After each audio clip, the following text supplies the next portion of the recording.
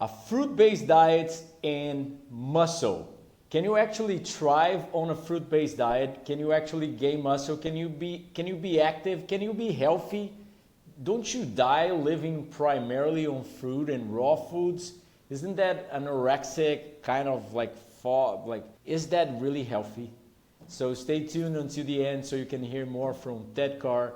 A fruitarian for how long? I was 100% raw vegan for 10 years, 3 of which were 100% on fruit.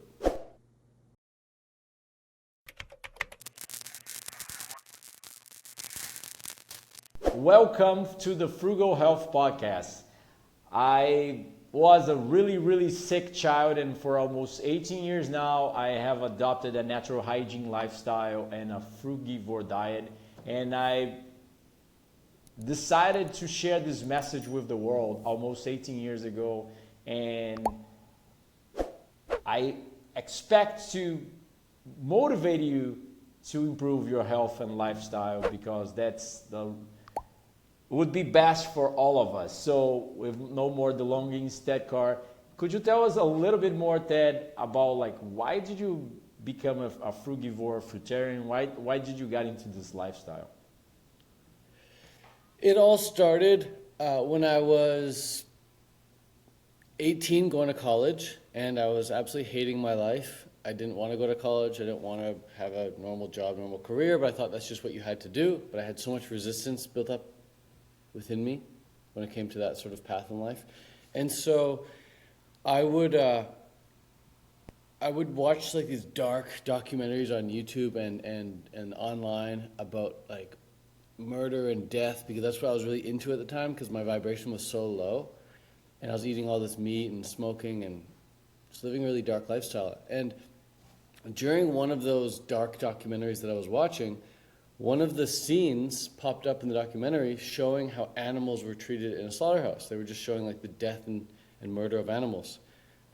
And even though I'd watched hundreds of hours of other sort of death and destruction documentaries, as soon as it showed how cows, chickens, and pigs were treated in a slaughterhouse, I immediately woke up. And it felt like I got punched to my stomach and slapped in the face at the same time.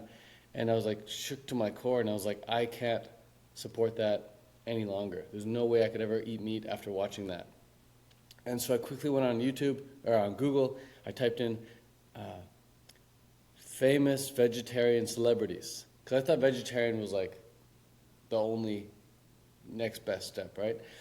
And I soon popped up all these famous vegetarian celebrities like Pamela Anderson, Leonardo DiCaprio, all these big names. And I was well, if it's good enough for them, it's probably good enough for someone like myself.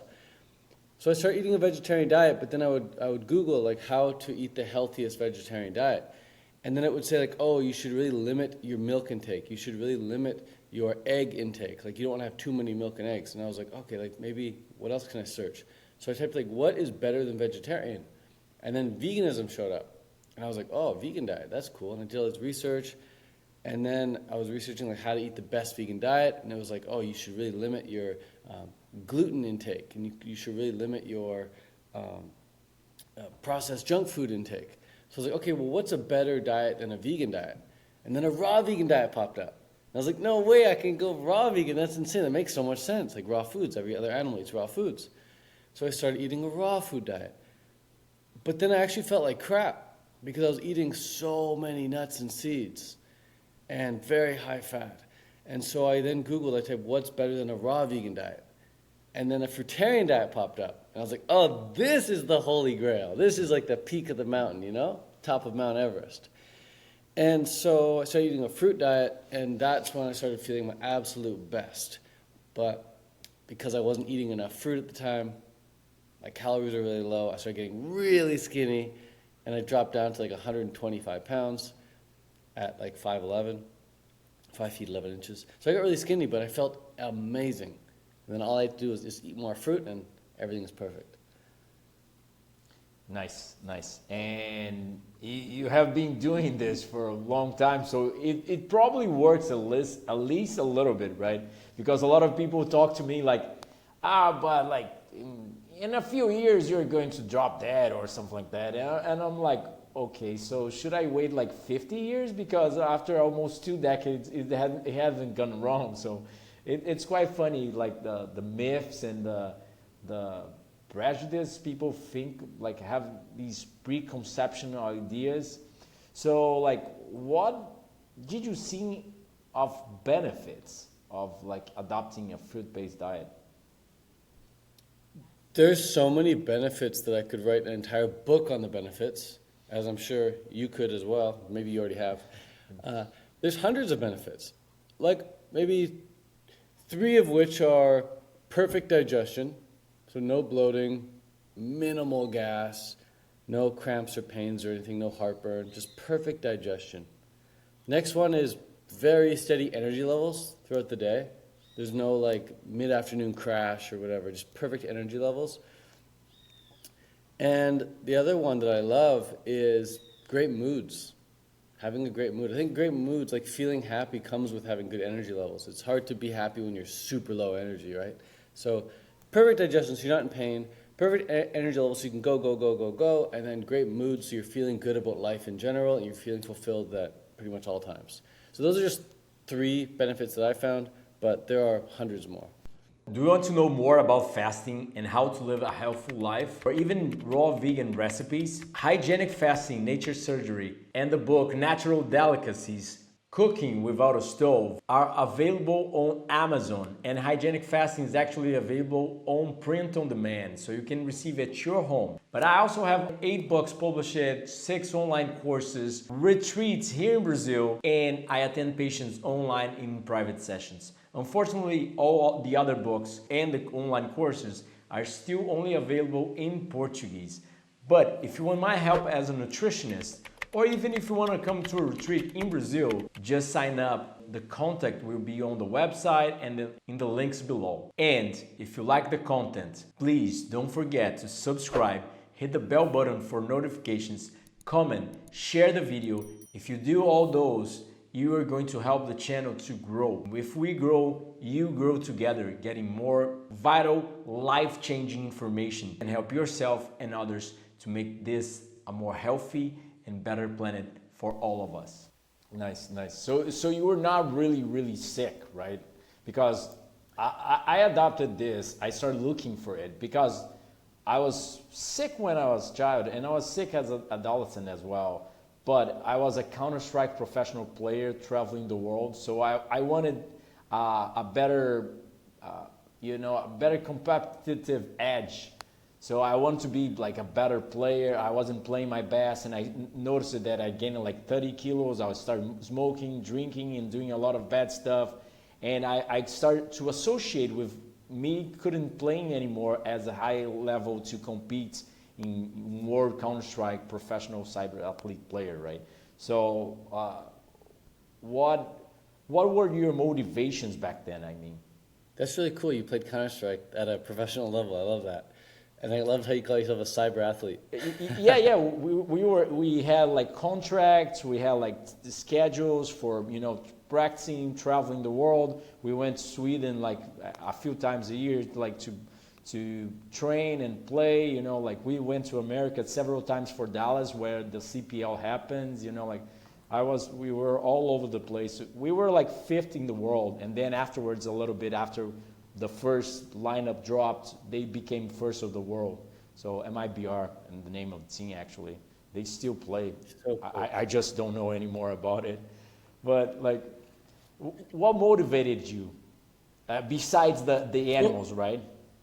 Yeah.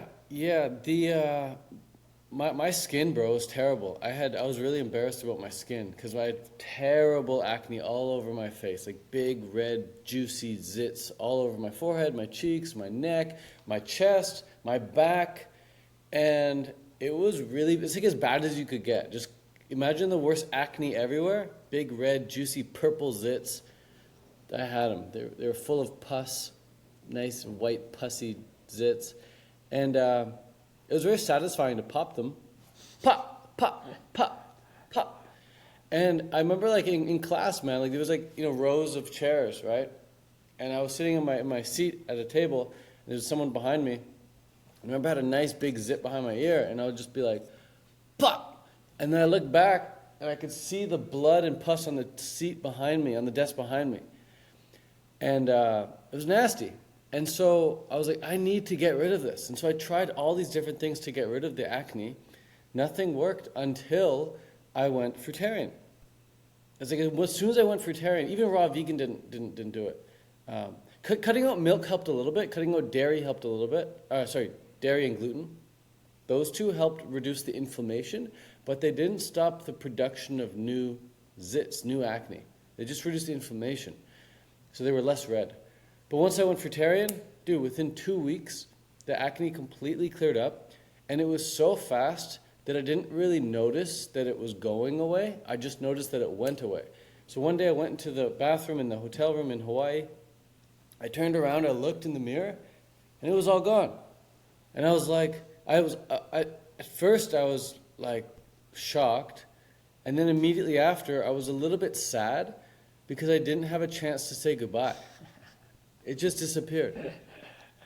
Nice. You know, but luckily, I had the foresight to take before photos. So I took like proper, good like before photos of my back because I knew that on this day, when I take this photo, I will have something to look back on and prove to everyone, including myself, that I did have this acne because no one's going to believe it. I was like, I'm going to get rid of it. So yeah, I did have that motivation just to get rid of the acne initially. But then the motivation continued once the acne went away. The motivation continued because I was into triathlon. So like you were a professional Counter-Strike player, I became a professional triathlete. So swimming, biking, running every day, I wanted the competitive advantage. I wanted to win races. And so the fruitarian diet helped me do that. Nice. And how was living on fruit for 3 years? I already lived on fruit for a few days, you know, like even at the beginning, I didn't have any taste for vegetables. I saw a lot of fruitarian websites and I was like, only fruits, I think it doesn't work. But I didn't know how to sprout grains. I didn't know how to eat salads without dressings, you know, like, so I started like eating primarily fruit. I ate almost fruit for like 2 months, and then I started getting like really skinny, and then I found Doug Graham, and then I read the 80-10-10, and then I included a lot of vegetables, a lot more fruit as well, and then everything works perfectly again, right? Like works perfect more than ever because I could maintain my weight back then, but you know, the health wasn't perfect. Yeah, eating just fruit it's truly enjoyable and truly effortless when you have access to really good fruit. If you don't have access to really good fruit, it's going to be a struggle. And you're going to be more drawn to mixing and matching all these things with salads and all these different dressings and whatever. But dude, you know what it's like to have access to like the world's best melons. When you cut open a really good melon, you're not thinking about, oh, what can I blend this with and what can I add to it? Or you eat the world's best mango. You know, you're not thinking about what can I add. You're just like, I want more of these. Where can I get more of these? Maybe you get in your car, you drive back to the store to get more, you know? Like it's all you want. So to me, eating fruit, it's not something that I really have to decide to do. It's just something that I feel into.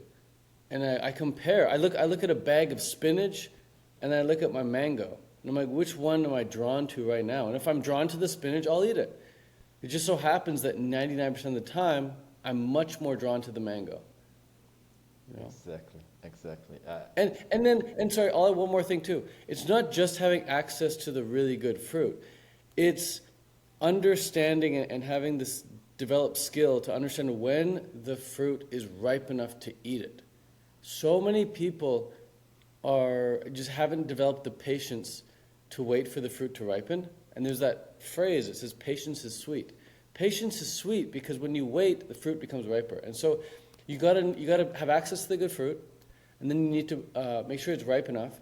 But then you've also got to stock up enough, so have enough in stock so that by the time it does become ripe, you also have some unripe stuff as well, so that can become ripe. So as you can see behind me, maybe not, there's the bananas over there, right? I've got a whole bunch of bananas, and that's not even a whole bunch. That's like 10% of what I should have in stock. I should have like 10 times more than that. I'm just traveling right now. But at least I have enough bananas to keep me going for a couple days. But most people would never buy that many bananas. They'd be like, I want to try a fruit diet. So they buy like 3 or 4 bananas, you know? You just need abundance. I completely agree. My mom back then, I used to live with my parents after I quit the game because, you know, I quit my source of income. And they went crazy when I was buying a lot of fruit. Now I live alone almost 17 years now. But like I have 3 fridges turned on just because it's the end of the persimmon season. And I want to get as most as I can of persimmons as long as I can, right? So I bought like a few boxes and managed to fill them in because I have, they're like here in the city, there's some organic persimmons that the skin gets so like, it's damaged from the sun. So it gets like, not mushy, but like you can feel like grains of sugar on the skin as well. It's like so insane. The persimmons here are the best in the world. The best I ever had in the world.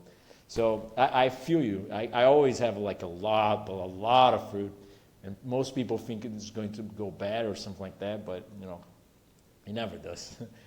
So nice. So what would be some of your tips for people wanting to go raw? A few of the things I just said, right? So stocking up, making sure you're eating ripe, making sure it's high quality stuff. But another tip is just to continue watching interviews like this, watching YouTube videos like this. For me, every meal that I ate when I was just starting out as a fruitarian, I would sit down with my meal, I would put on a YouTube video, and I would educate myself as I'm eating. So I would continuously learn. And sometimes I would just go and I would research the benefits of the food I was eating. So if I'm drinking coconut water, I'd type in benefits of coconut water, I'd press play, and as I'm listening to the benefits of coconut water, I'm drinking it. I type in benefits of blueberries as I'm eating my blueberries. So I'm learning about all these benefits of the food I'm eating. And that really helped fortify my confidence in the diet, in the lifestyle, and help fortify my conviction towards continuing this diet and lifestyle. So that's another huge one, just educate yourself. And really, you've got to take results from people who are getting the results you want in life. There's a lot of overweight people who are giving advice to people. There's a lot of people who haven't even tried the diet and lifestyle for a few years, and they're giving advice to other people, and they're telling people, don't do it. So just take advice from people getting the results you desire, who have the results you desire. And also, my last piece of advice here would be, don't think that it's all about the food, because when it comes to health, there are many spokes on the wheel, and diet is just one spoke. I don't think it's possible to be healthy if you're eating the world's best diet, but your sleep is terrible, or you're not doing any fitness, or your thoughts are super negative, or you're hanging around a bunch of really negative people. Or you're smoking as well, right? Like cutting out drugs as well is a big one. So understand that health is a wheel, and there are many spokes on it, and diet is just one spoke. Nice. I agree completely. Yeah. Experience and what led me to Doug back then, 17 years ago, was the amount of the quality of the content. So I studied a lot. My ex-girlfriend back then was like, that old man made us broke up, you know, like because I was hearing him all day, reading to his books and Herbert Shelton's books. And, you know, like she was like, she hated him back then because I was talking too much about Doug, because he was teaching, he was saving my life back then without knowing it. So like, yeah, for sure. Information, I believe, is a big deal. And also, you know, he had what I wanted, like the quality of the information, but also, you know, being fit and being raw, because most people back then were like, you know, they were looking too skinny and weird for me, you know. Like I was a Counter-Strike player, but afterward, during that last 2 or 3 years, I started like lifting weights, you know, eating better, like chicken with rice and beans. So I was like really buffed before uh, becoming a frugivore. I lost a lot of weight, got looking a lot skinny, but I could see my athletic performance, not my strength, for sure. Hypertrophy and strength was going down, but like my athletic performance from like mental capacity of like reflex,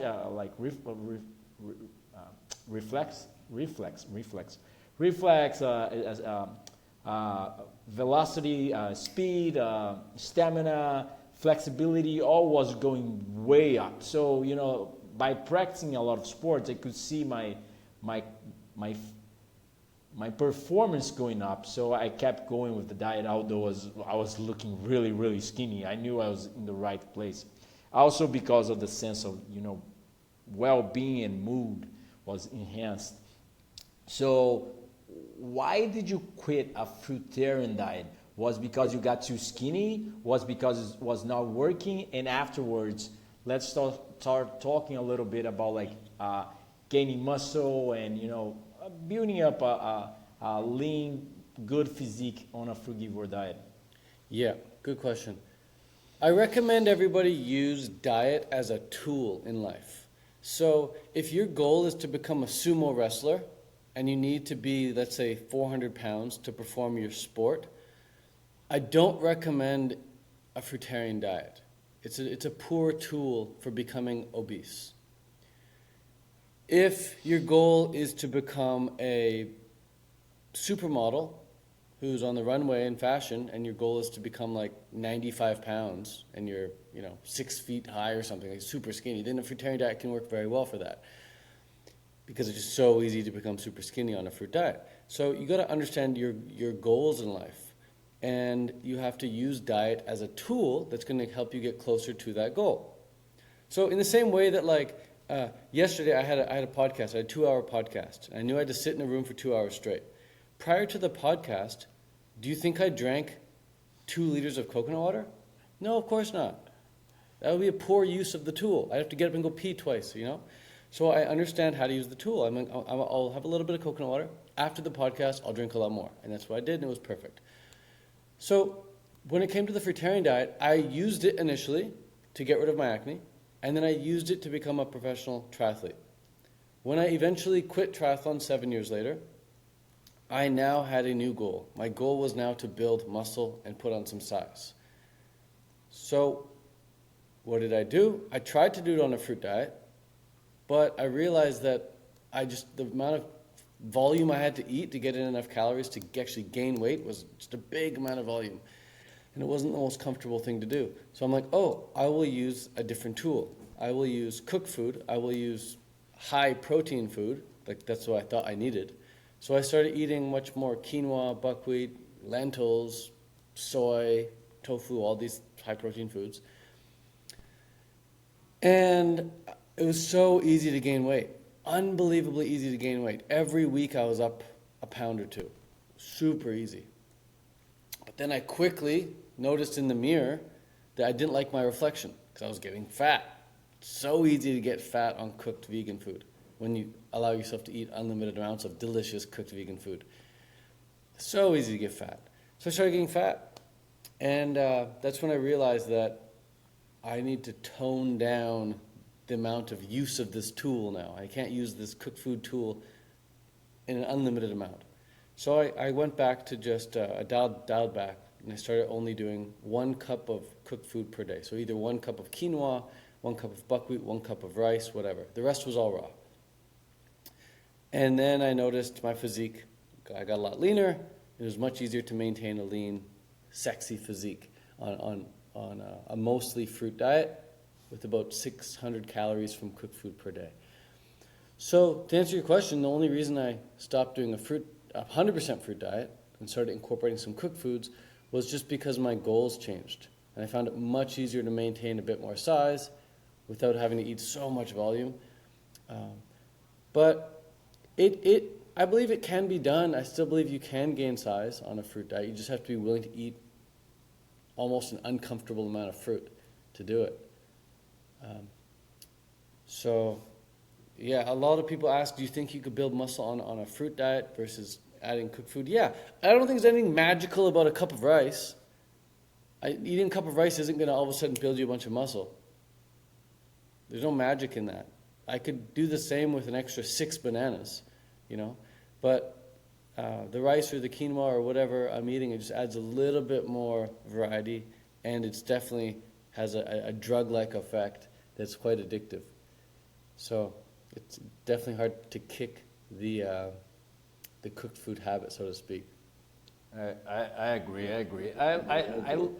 I learned a lot from Doug back then, and I agree with him in a lot of stuff. But like my experience with before the diet, lifting weights for 1.5 years and eating normal fare, healthy, rice and beans and chicken, it was like I gained a lot of muscle in like 1 year. I was bench pressing almost 90 kilos, right? And what I have seen it, for sure, there's a lot of reasons, not just, that is not prone to gain muscle, but like I have seen it is that I didn't gain like in 17 years, I didn't gain as what I did in like 1.5 years. But for sure, I haven't had any more sick throats, and I haven't had any health issue whatsoever in 18 years. So it's a blessing to maintain my health, but for sure, we don't grow as fast and as much, I think, in my humble opinion, in a fruit-based diet.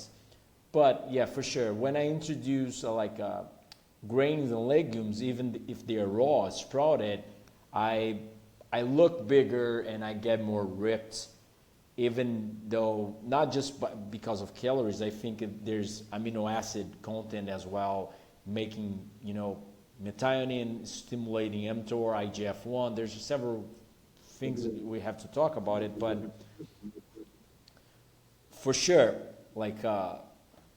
one of the main things that people forget is that without proper training, you're never going to get like a really good physique if you don't lift, because most people, or they don't exercise, or some try to yoga or running and don't understand that they have to,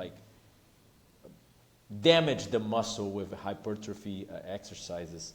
So what do you do for your exercise nowadays? My workouts nowadays are super simple. I pretty much work out every other day. So go to the gym, and I also lift weights every other day, pretty much. And then I add in some cardio whenever I feel like it, which is typically once, maximum twice a week usually, some running or some rowing on the rowing machine. So a little bit of cardio, good for the heart health, and strength training every other day. And then when I do strength training, or when I lift weights, that's just a 30-minute workout. I'll pick maybe 3 exercises, maybe 4 exercises. I'll do 1 set of each, and then I'm done. So today I'm going to go to the gym after this pod. I'm going to go do flat bench press, 1 set. I'm going to do incline bench press, 1 set. I'm going to do shoulder press, 1 set. I'm going to do some rows, like for my back, 1 set, and then I'm done. Oh, I might add in leg press for the legs, and then I'm out of there. So it's a very quick workout. It takes less than 30 minutes. And by the time it's done, I'm very tired because I put all my energy into those single sets. And the next day, I'm usually quite sore. My muscles are sore. I went above and beyond in each of those sets. Like in each of those sets, I want to quit like by the time I'm 80% through the exercise, but I still got another 20% to go, Nice. So really intense, but really short. And one day yes, one day no. One day yes, one day no, right? Mm-hmm. And I mix it up, yeah. So today I'm training, like I said, chest and shoulders. Tomorrow's completely rest day. The following day, I'll probably train, biceps and triceps or something. I'll just switch muscle groups entirely. Nice. And what about your diet nowadays? How much do you eat, and what, how do you eat it? I eat about 2,000 calories per day, maybe 2,100. And it's really simple. Breakfast is always the same. It's a fruit smoothie. It's difficult when I'm traveling because I don't have a blender, so I might just eat the fruit or I'll just drink some juice. But something fruity, something liquid. This morning I had some coconut water. So fruit/juice, my first 1,000 calories, and that's breakfast. And then I'll have dinner. And dinner is usually around 2 or 3 p.m., so very early dinner. And that is, again, depends where I am, depends what I'm doing, but usually it's very simple. It's guacamole or just an avocado with a red or orange or yellow pepper with 1 cup of rice. So 600 calories of rice, 300 calories of avocado guacamole, and there's like my 1,000 calorie dinner. So 1,000 calories of fruit and juice in the morning, and then 1,000 calories of guacamole and rice in the evening. So 2,000 calories, done. 2 meals a day. Wow. So you don't use any legumes, you don't use even like the pseudo grains that have a little bit more protein, like quinoa or buckwheat? Very rarely. If someone makes it for me, I might have some of their quinoa and buckwheat, no problem. But if I'm making something at home myself, I definitely prefer rice. It's just so much yummier for me. But yeah, I don't eat anything for the scientific benefit like I used to. Right? I used to eat blueberries for the benefits of blueberries. I used to drink coconut water for the benefits of coconut water. Or I'd go out of my way to get like dried apricots for the benefits of dried apricots, you know. But now I don't eat anything for the supposed scientific benefits. I eat it purely for how good it makes me feel, or how good it allows me to feel, and the taste. So if it tastes really good and I feel great on it, I'll eat it. But I'm not going out of my way to get an extra protein or any sort of nutrients in any way, shape, or form. So it's still a low protein diet. If you think about it, 2,000 calories of that, probably around 40 grams of protein, 50, maybe 60, depending on the fruit you're eating, but it's still a low protein diet. Yeah, it's more around that 40 range for sure. Because if it's just juice and, fruit throughout the day and then some rice and guacamole, where's the protein source? Yeah, for sure. No, if you go for guava, for example, guava is like 13% protein. So you can manage to, in a kilo of guava, I think you get like 25 grams of protein. So, Yeah, the thing I wonder about the guava, I don't know how they tested that. Like, my thought process was maybe what they did to get that 13%, I could be wrong, but maybe what they did is they took the guava and they ground it up completely, including the seeds, and then they measured that. It makes sense. That's a good idea. Yeah, because if I was to get, like, we know seeds are higher in protein, and we know guava's full of seeds. So perhaps they did that. And same with watermelon. They say watermelon's like kind of high in protein too. And I'm like, well, if you grind up the seeds as well, yeah, those seeds in watermelon would help boost up the protein. Yeah, for sure. Yeah. It's hard to tell. Even though these calorimeters or these ways of, analyzing the amount of protein, I don't know how precise they are, but... Well, dude, the easiest test in the world is something that very few people ever do, but it's such an easy test. You just spend a week eating nothing but, let's say, bananas, which you and I could both do if we wanted to, sure. And we work out and we see how well we perform. Then the next week, we just eat guava. Or we add guava to our diet plan. We keep the workouts the same, we keep the diet the same, we just add some guava, or we just eat guava. And we see if we perform better or equal. And I've done this so many times with so many different things, where I just keep everything the same, but I add something in. Very few things actually make a difference for me. One of the things that's actually made a difference for me was creatine. Creatine actually made a difference. Creatine is the one supplement that I can visually see the effect of in the mirror, and I can feel the effect of it when I'm actually in the gym. And once I started taking creatine, that's when I started getting accused of taking steroids. People said, Ted, you got big so fast, all of a sudden, how did it happen? And the only thing I can think of is I added in some creatine. But that only gave me like an extra, 3-4 pounds of water weight, right? But it just makes you look a bit bigger and carry a bit more mass. But pretty much everything else I've tried, I haven't really found any effects of. Oh, Tomcat Ali is another one. I noticed effects with Tomcat Ali. I'm not sure if you tried that one, but it's an herb, it's a root. Never. I never tried that and creatine as well. I keep like, like a white powder. I think I would have even rather take steroids than taking, white powders. I don't know why. Maybe it's just like visual stuff, but still. I was super against it too, but I was at this vegan conference, and this vegan doctor friend of mine, him and I used to go to Woodstock Fruit Fest all together. We'd travel from Canada to Woodstock together. He became like this famous vegan doctor now, and he saw me at this vegan conference, and I was like, dude, you're looking really jacked. How'd you do it? And then he told me he started taking creatine, and he recommended I take creatine, and I was against it. I said the same thing you just said. I was like, why didn't I just take steroids or something instead? And he said creatine is the most widely studied supplement. There are no side effects unless you take way too much of it. But at a good, healthy dosage, there's absolutely no side effects. There's nothing bad that can happen. And I was still skeptical at the time, so I did a bunch of research. I finally ordered it. Once I took it, instantly felt great and looked a bit better too. So if you're skeptical, just maybe do a little research and try it out. For sure. So how much of creatine do you take, and what brand do you use? Because, for example, here in Brazil, just a new research, a new newspaper, a headline came out saying that 20 of maybe 30 brands of creatine sold in Brazil were adulterated, there was no creatine. There were little creatine on it, and there's, so how to know that it's pure? Yeah. I guess you could go on Amazon and read all the reviews and see what people say, or you could listen to a vegan influencer and see which one they take. Personally, I've tried a whole bunch of different varieties or different brands. My favorite one is, and I'm not sponsored at all, but my favorite one is the Sun Warrior brand. It's a vegan company, so Sun Warrior creatine.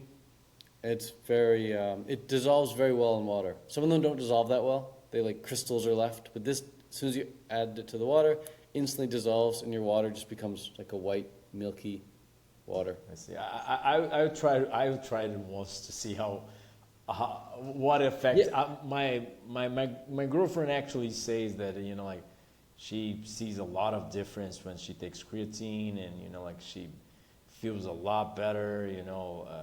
More energy to exercise, more power, and the shape, the looks are different. So you feel the same.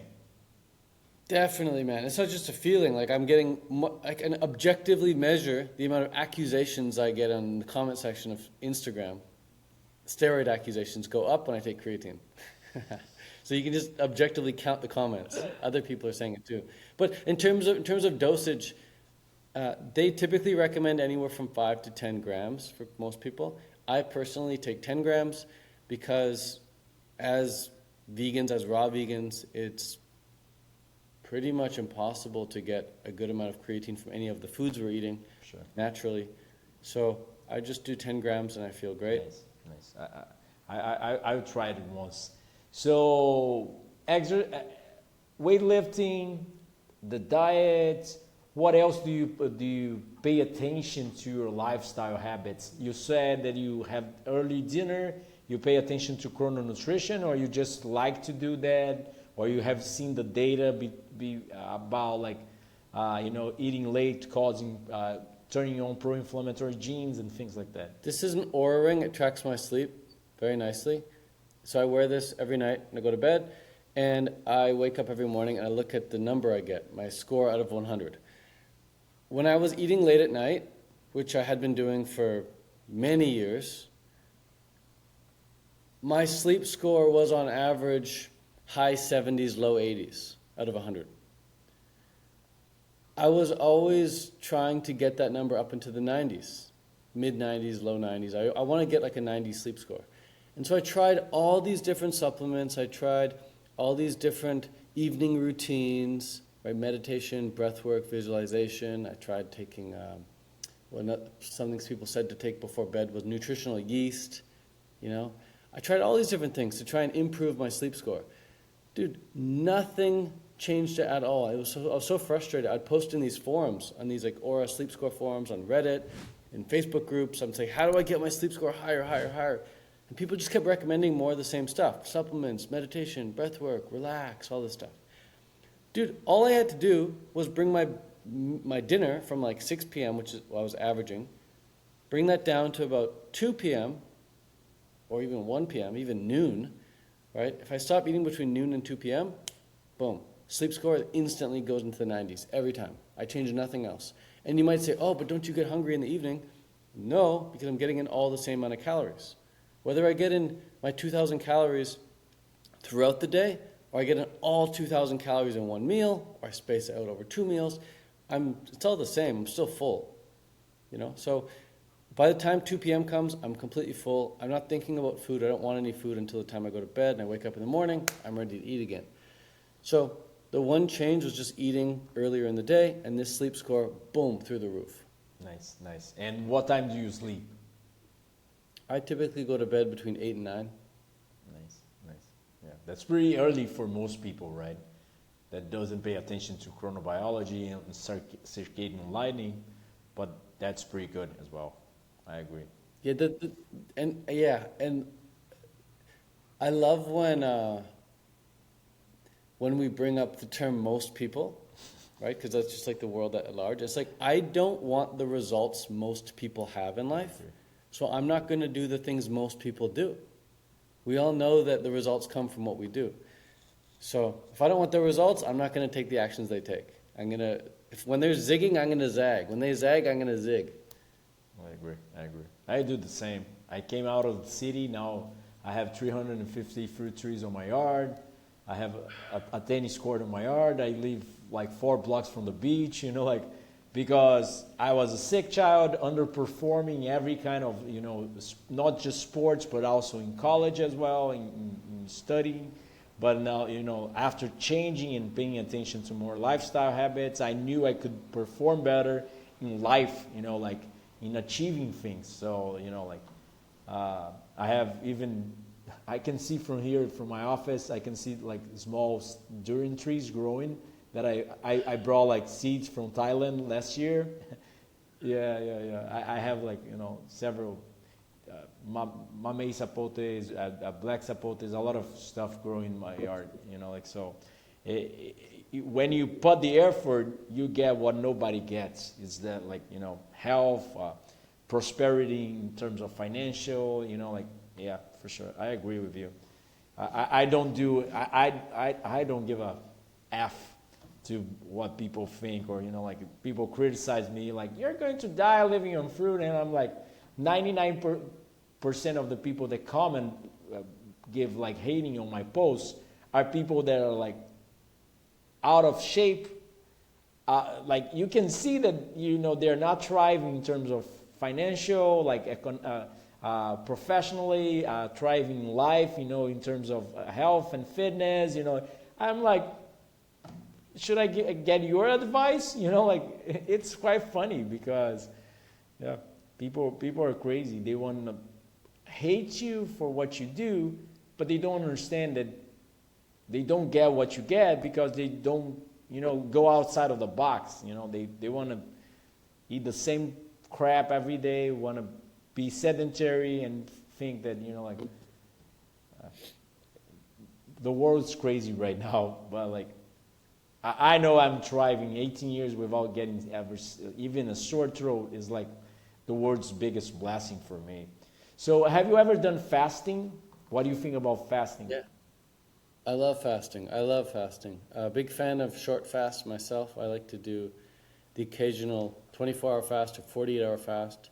I feel really good after a 3-day fast. 5-day fasts are fantastic. The longest I've done, and then I'm talking water fast for the most part. I think my longest water fast was 8 days.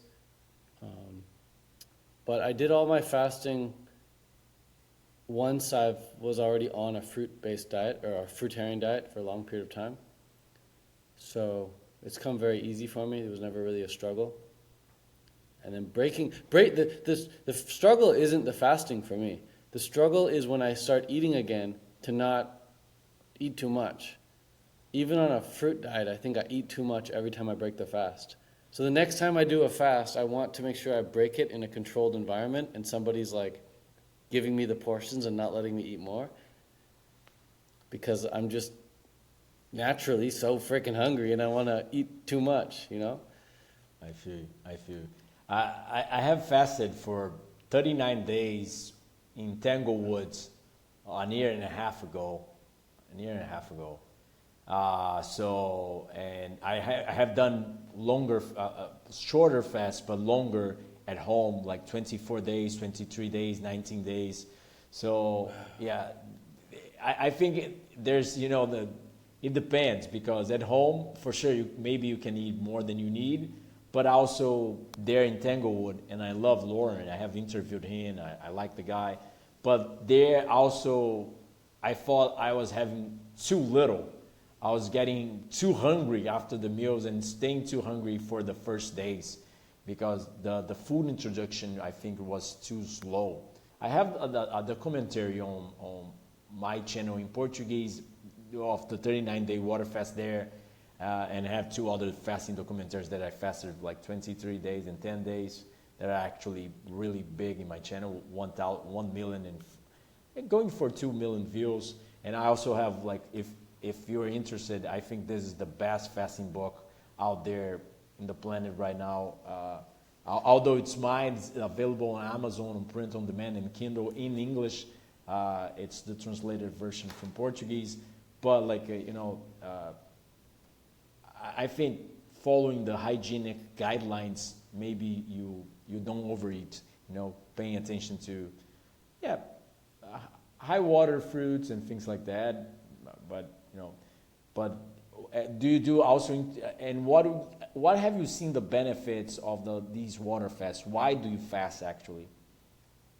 It's like, it's just leaving the body alone. Leave the body alone and let it repair, let it reset. I feel completely renewed after a 3-day fast. Like everything's back to like being loose and limber, and like I'm good. It's like having a good 12-hour deep sleep, You're just, boom, you're fresh again. You're ready to do anything and everything.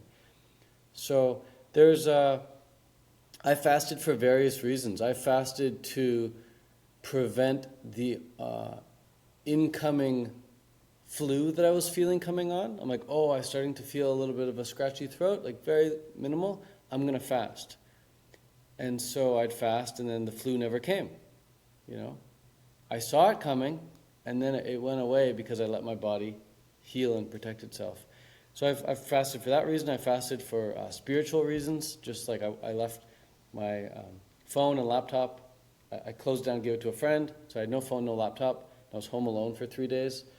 I just fasted just to be alone. I fasted for weight loss purposes. I knew I had like a photo shoot coming up, so I was like, I'll fast for the photo shoot. I fasted just for curiosity's sake, just to see what would happen. Like, let's do an 8-day fast just to see what happens. I had no other reason to do it besides curiosity. Just very curious. So I don't think there needs to be like a single reason why people should fast. I think you can do it for various reasons, whether it's for health or curiosity or for, probably the lowest priority reason is for vanity metrics or vanity reasons. But even then, it can work very well, and I've seen people have really big success with it. There's certain YouTubers and Instagram influencers who I won't name who I know were overweight before their fast, and they only fasted because they wanted the weight loss benefits. They got the weight loss benefits, they took a whole bunch of photos, then their Instagram blew up, their YouTube blew up, because everyone's like, oh wow, you're so thin and skinny and beautiful, I want results like you. But all those nice comments came from them having just starved themselves for 3 weeks, So there's so many different reasons for people fasting, but for me, I've played around with all of them. Nice. And you also do intermittent fasting every day, because probably you have breakfast around 8 a.m.? Yeah, I eat, there's no time, I'm not dogmatic about my start time. I try to be a bit more dogmatic about the end time, because I want to get my score nice and high. So even if I start eating, let's say at sure, let's say 8 a.m., and I stop eating at, say, 2 p.m., that's what? That's like a... Yeah, 18-hour window. Yeah. Yeah, I do the same, but like, I break my fast around noon or 11 a.m. and then I stop eating around 5 to 6 p.m. But for sure, whenever I can, I try to have dinner earlier, and I feel a lot better, and I sleep a lot better. I feel the same. I used to do the same as what you just mentioned. I used to be very good at starting my food at around 11 or noon and stopping around 5 p.m. That was my go-to for a few years. But this score was not coming down. Or it's not going up. I was still in like the high 70s, low 80s. And so just maybe 6, 7, 8 months ago, I decided to try to just bring that window earlier in the day. It's the only difference I did. Just bring it early in the day, and all of a sudden, sleep is much better. So you feel more give that a shot. You feel more refreshed in the morning after sleep, right? Yeah, and you wake up with this beautiful sense of like, let's get to it. Like, we can almost eat now, We can wake up and eat because like we haven't eaten since 2 p.m. the day before. Yes. And so you just wake up and you've got appetite. Yes. So what are you up to now? Like, I think you already run fruit stock festivals or something like retreats like that. I know you do you coach people like becoming raw? I seen some of your stuff, like, but what are you up to now? Yeah, interesting. So when I first got into online business, online entrepreneurship, all of my income came from the raw food community. I was doing retreats, I was doing festivals, I was selling ebooks, I was selling courses, I was selling coaching, all to help people succeed on a fruit-based diet.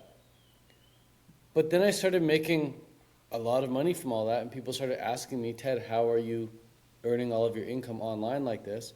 And so I started putting together workshops teaching people how to earn an income online in the vegan space. And so now for the past 6 years, or 5 or 6 years, all of my income has come from helping other vegans and raw vegans earn a full-time income online with their passion for health and fitness. So now I run a program called Contentpreneurs at contentpreneurship.com, where we help people make money with their content by helping them put together their own courses, coaching programs, memberships, so that they can earn a full-time income and experience financial freedom by sharing what they love online in this vegan and raw vegan space. So it's super fulfilling seeing people go from being these broke vegan hippies to then being these rich vegan rock stars. Nice. I agree. Unfortunately, there's, a lot of people, for sure, natural living is the thing. And I agree completely and apply a natural lifestyle to my daily habits. But like the world, depends on capitalism, depends on economics. So, you cannot run away from it. So I agree completely. Dressing a little bit better and, making an income of something that you believe, it's not a bad thing. It's actually a good thing because we help a lot of people. So even looks, for example, most people don't care about their looks, don't care about like their, physique, so that we have to set a good example for people in the raw vegan community, that's for sure. So like, what would be your favorite fruits? And for sure, being an entrepreneur and traveling a lot, where are you at actually right now? Dude, if you asked me that last week, I'll give you a different answer. If you ask me next week, I'll give you a different answer. Today, I happen to be in Las Vegas. Nice. And then I wanted to ask, what was the best place that you travel to be a frugivore, a fruitarian, for example? Everyone has their different preferences. Every place has their pros and cons, as you know. And the more I travel, the more I realize it's not really accurate to judge an entire country by your experience there. You're better off judging the neighborhood that you're in within that country, Like, some people judge a part of the world. They're like, oh, in the East it's like this, or oh, in the West it's like this, right?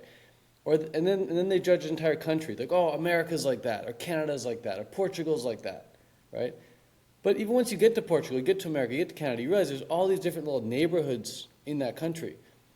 And so the more I travel, the more I realize, like, oh, like it's not the country, it's this particular neighborhood that I really like. Like here in Las Vegas, here in the state of Las Vegas, a lot of people judge Las Vegas as being a place where people drink alcohol and gamble and have sex with prostitutes, right? But there's some very nice, quaint, beautiful, clean neighborhoods in Las Vegas that are like out of the movies. They're just so beautiful. They're pristine, so clean and quiet and safe. They just think of the strip, you know, like the main street in Las Vegas, and that's it, right? Exactly. Yep. And same with California. People might think of like Compton, you know, all the gangsters in Compton. Like, oh, isn't that dangerous? Or like I tell people I was living in Dubai, and they're like, oh, you're in the Middle East. Isn't there a big war going on in the Middle East right now? It's just a completely different country. And even in Dubai is a pretty small country, or small city, but like even in Dubai, there's certain places that are much nicer than others. So it's hard for me to give an accurate answer. I just want to give context there. But in general, again, being very general, my favorite places for living the fruit-based lifestyle have been California and Hawaii. California and Hawaii. And then if I was to pick a place outside of America, probably my favorite place would be, I guess, Thailand. But the issue with Thailand is the air quality. It's not the best. But Thailand was super easy to get an abundance of really good fruit, no problem. But there's other factors you got to keep in mind as well. Like, just because you get good fruit doesn't mean you're going to get good internet. You know, just because you get good fruit doesn't mean you're going to get good air quality. Just because you get good fruit doesn't mean you're going to be surrounded by a bunch of really cool people, right? So it's like, what are you trying to optimize for? You're trying to optimize just for fruit, or you're trying to optimize for that, like I said, that wheel with all the spokes. For sure. I loved Thailand. I went to Thailand and Malaysia last year, and eating red durians, you know, like yellow durians, orange durians. It was pretty something. Like sempedak, meringue. It was really, really cool. Yeah. Now imagine you could get that quality and that variety of fruit where you live in Portugal. You'd never leave. Yeah, for sure. I'm Brazilian actually, but yeah, for sure. Portugal was. I don't know if you ever went to Portugal, but like you have some really high quality fruits. I always eat so well when I go to Portugal. Those green figs that they call honey drops are like, oh my God, it's probably the best fruit in the world. I think it's even better than durian, or maybe like top tier. I agree, bro. I agree. I don't even know if I classify figs as fruits. Aren't they flowers? Yeah. I agree. It's something. Even the fig tree is different, right? But yeah, for sure. But no, I know what you mean. When I was in Russia last. Oh, Russia, dude! I forgot to mention Russia. Probably one of the best fruit experiences of my life. Really? Why? Unbelievable, dude. Like you said, figs. The figs and the grapes. Like nobody hypes up grapes, and I've been, you know, in the fruit diet lifestyle for 15 years now, and like you don't really like get excited about grapes, but the grapes in Russia are on par with the figs. The figs are just like, and the grapes are like, they've got this deep, rich flavor and like this chemical makeup that makes your brain go like insane. They're just so good. It's all you want to eat. So all I ate for a week or so in Russia was just figs and grapes. So good, bro. I thought you were going to talk about a Russian woman, but like I didn't imagine you could get like good fruit in Russia. Well, the women are just as beautiful as the fruit is delicious. Nice. I've never been to Russia though. Like I've been to some European countries, but never to Russia. But I know what people talk, that one of the most beautiful women are actually in Russia. So, 100%, 100%. I fully agree. Nice. And that's not my opinion either. That's just like objectively speaking. Yeah, I see a lot of Russians in Thailand. Like, Thailand is Yes. half, like at least 1/5 of the population there is like Russian. It was impressive. Yep. Impressive. Same in Dubai. Russians now are going to Thailand and Dubai because of the war. I see. So, one last motivation to our speakers, and also, what are your favorite top 10 fruits in the world? Top 10, I'll give you top 5. Top 5. I'll give you top 10's too much. I'll give you top 5. If I could only live on 5 foods for the rest of my life, I'll give you 6. Let's go with 6, but top 5 for sure. Mangoes, that's obvious. Papayas, that should be obvious. Durian, that should be definitely obvious. Persimmons, that's pretty obvious. And then coconut water. Now, if I could add a 6th one, maybe a 7th, it would be the Russian figs and grapes. Nice. I would say mamey. I love mamey sapote. It's like one of my favorites as well. I used to have that as my top 5. But yeah, if I could swap it out, I keep my 7. Nice. But you mentioned meringue and champidak. Like those are if I could add those as well, we'll go for my top 9. Fruitarians, we're always like that. Like but this and this. Like there's so much good stuff available. So it's hard to pick. Even more after a long fast, it seems that it's even better. So, how do people find you then? People can search the word Fruitarian on Instagram, and they can find me on Instagram. Or on YouTube, they can just type my name, TEDCARR, Ted Carr. So it was a pleasure, Ted, to interview you, to get to know you a little bit more. We have met on Fruitstock Festival like 5 years ago, or maybe 6 years ago, something like that, on New York. I hope to see you again on one of Fruitstock Festivals in America. When you come to Brazil, be my guest. It would be a pleasure to have you around here, and we can record some content.